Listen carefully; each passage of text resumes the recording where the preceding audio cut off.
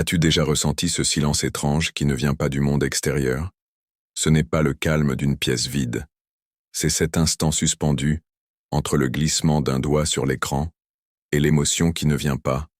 Tu regardes des visages parfaits, des sourires éclatants, des réussites encadrées, mais en toi, rien ne bouge. Comme si ton âme savait déjà. Tout cela n'est qu'un reflet, soigneusement fabriqué. Et pourtant, tu continues. Comme tout le monde. Attiré par l'éclat figé d'un écran qui ne reflète pas la vérité, mais un miroir d'eau. Un miroir où peu flotte, et beaucoup sombre. Non pas par vanité, mais faute de profondeur. Voici notre nouveau miroir. Et nous, comme Narcisse, penchés dessus. Mais, que se passerait-il si quelqu'un osait plonger? Jamais nous n'avons été aussi exposés, et pourtant si désorientés. Dans cette époque, être vu semble plus important qu'exister réellement. La présence est devenue spectacle, l'opinion, une marchandise, l'identité, un patchwork d'images filtrées. Mais qui serais-tu vraiment, si personne ne te regardait? Combien de tes gestes n'existent que pour un public invisible? Les miroirs ne sont plus seulement accrochés au mur, ils sont dans nos mains, dans nos poches, dans nos yeux.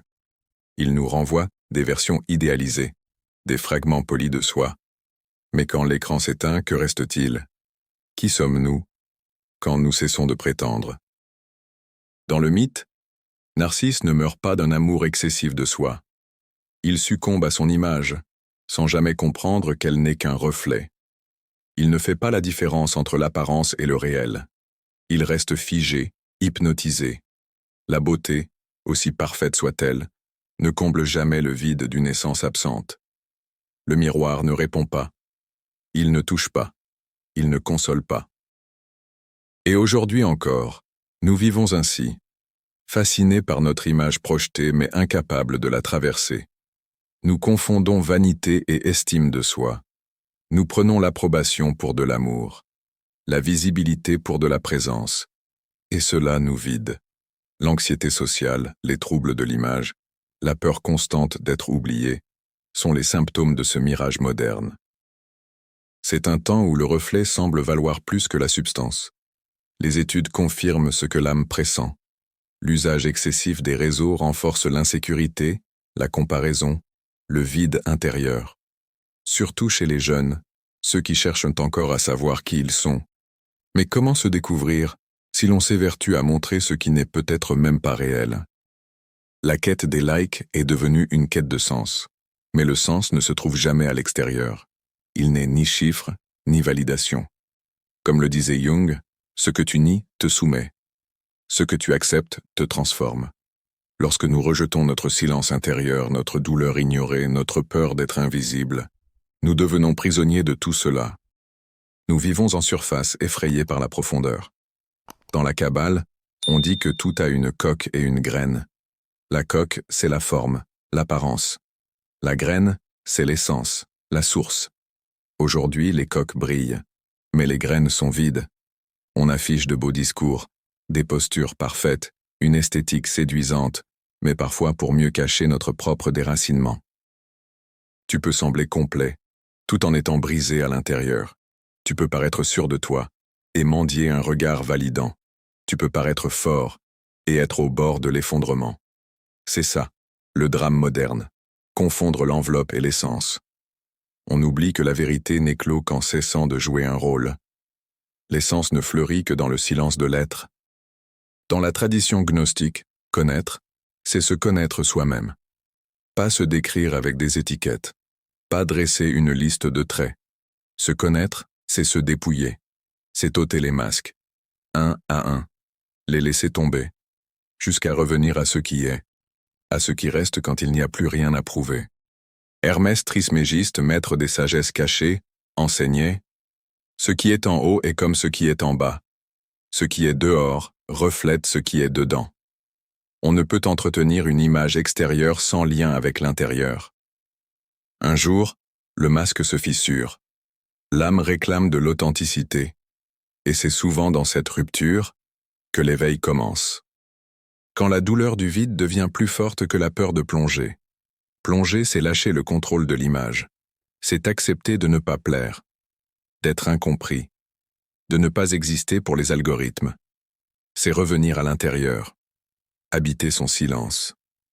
Et là, on découvre que tout ce qu'on cherchait dehors, l'amour, l'acceptation, l'appartenance, attendait déjà en nous. Mais ce chemin n'a rien de confortable. C'est déroutant de réaliser combien nous jouons un rôle. C'est douloureux de voir cette part de nous qui ne se sent vivante que lorsqu'elle est remarquée. Et pourtant, c'est là que commence la libération.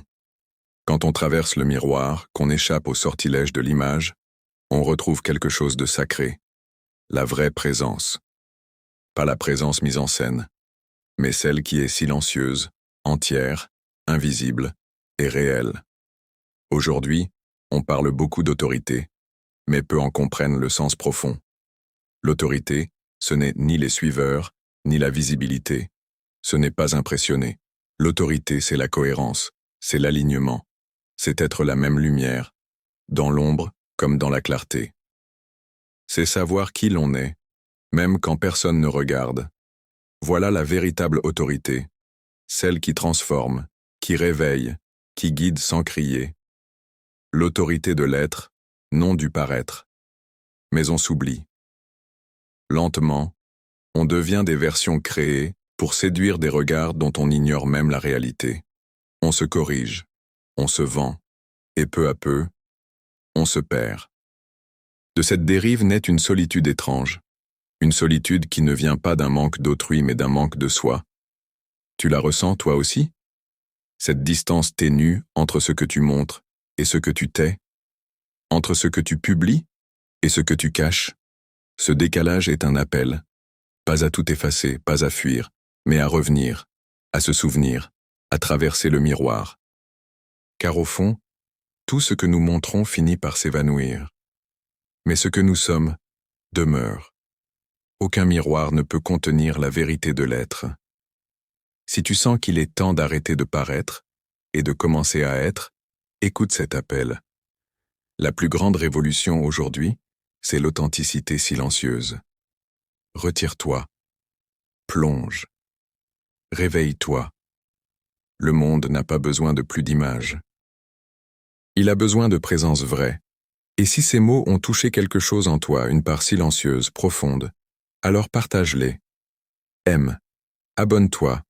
Pas par vanité, mais pour que d'autres miroirs se brisent et que d'autres âmes se rappellent